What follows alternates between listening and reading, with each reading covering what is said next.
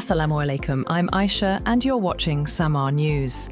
Here are today's headlines.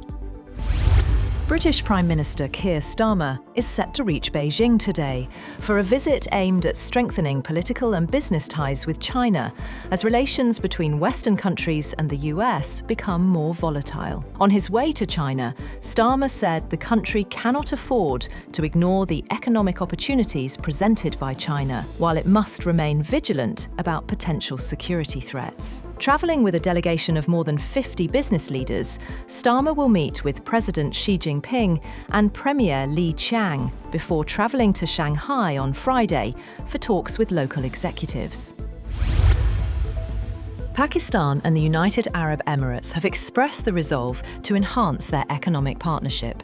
President Asif Ali Zardari, accompanied by a high-level delegation, met with UAE President Sheikh Mohamed bin Zayed Al Nahyan during an official visit to the UAE. The leaders discussed ways to deepen the long-standing and fraternal relations between Pakistan and the UAE.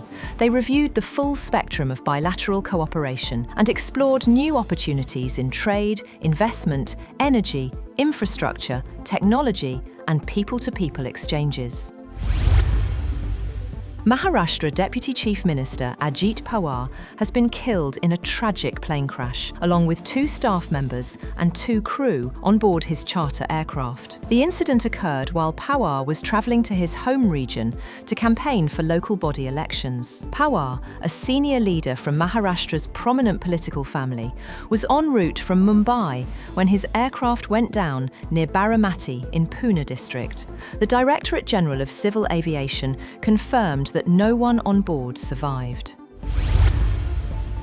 US President Donald Trump has said the US and South Korea will work out a solution when asked about his surprise announcement that he would increase tariffs on imports from the Asian ally to 25%. Trump's chief trade negotiator, Jameson Greer, said the US had reduced its tariff rate on South Korean goods to 15% from 25% in exchange for Seoul's pledge to invest $350 billion in the United States, allow more US cars into South Korea, and eliminate some non-tariff barriers. A US aircraft carrier and several warships have arrived in the Middle East, expanding President Donald Trump's military options amid tensions with Iran. Officials say the USS Abraham Lincoln and guided missile destroyers have entered the region as Washington says the deployment is defensive, though Trump warned an armada is in place if needed.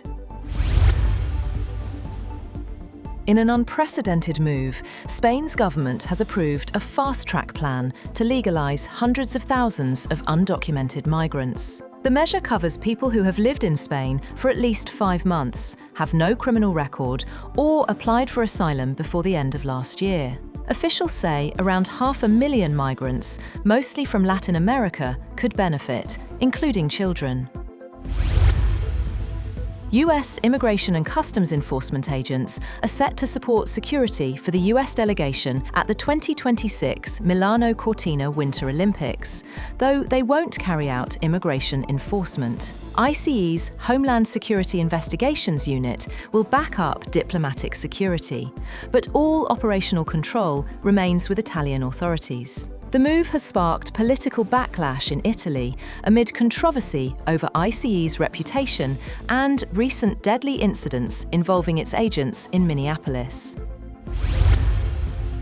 Gold has surged above $5,200 an ounce to a record high, extending a historic rally as economic and geopolitical uncertainty drove demand for the safe haven yellow metal. Spot gold jumped 1.4% to $5,262.66 per ounce, after scaling a record high of $5,266.37 earlier. It has gained more than 20% since the start of the year.